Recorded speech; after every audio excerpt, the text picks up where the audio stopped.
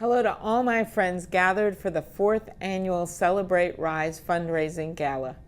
I think you know I would much rather be there with you in person, but there's just a few things going on right now, and I'm just honored to join you via video. I'd like to acknowledge Rise members, staff, volunteers, and the board, and all of the great partner organizations, including Pentair. I'd also like to congratulate the winners of the Rising Star and Champion of the Mission Awards. But most of all, I'd like to thank all of the people attending for supporting this great organization that's pushing boundaries and unlocking possibilities. Rise is literally changing people's lives and making our state a better place for people with disabilities. That's not just good for them, that's good for all of us.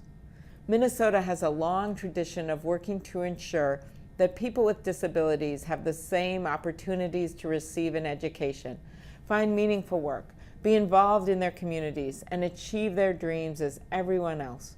Those are values I've fought for since I've been in the Senate. And here's some good news. In December, we were able to pass the bipartisan Achieve a Better Life Experience, or as it's known, the ABLE Act, and get it signed into law. I worked hard to get this legislation done because in conversations with many of you, I'd learned just how fast expenses can add up for people with disabilities and their families. The ABLE Act allows people with disabilities and their families to save for expenses like education, housing, employment support, assistive technologies, and wellness, all without jeopardizing other benefits, other support that they count on. As many of you know, including people in this room, those with disabilities face barriers to finding and holding a job and living on their own because their access to certain programs can be lost once they establish a minimum level of savings and income. That's not right for them, that's not right for their families, and that's not right for our country. That's why we passed this bill. Now the state is working on the rules, and then the federal government has to make some rule changes, but I feel good that this is all going to be done soon. The bill passed and it will be implemented. We also know that the ABLE Act alone isn't enough. We still need to ensure that the federal government lives up to its promise to support education for those with disabilities by fully funding special education through the Individuals with Disabilities Education Act, or IDEA. And we need to maintain federal investments in crucial programs like Medicare, Medicaid, and the Children's Health Insurance Program.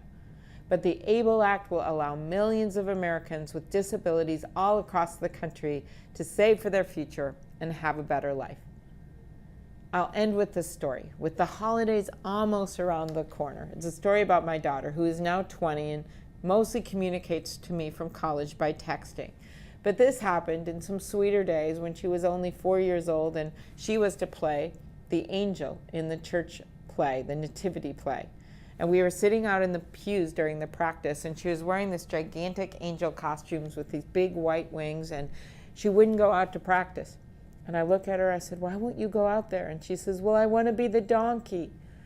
And I pointed to these two teenage boys. I said, "They're the donkey, you can't be the donkey." "Well, I want to be Mary," she said. I said, "Mary's like 14 years old. You can't be Mary. You're the angel. You have the best part in the whole play," I told her. She finally looked at me and looks up at the top of the church and says, "Mom, I don't know how to tell them. I don't know how to fly." And I said to her that day, "You know what, honey? Not all angels fly." So you are the guardian angels.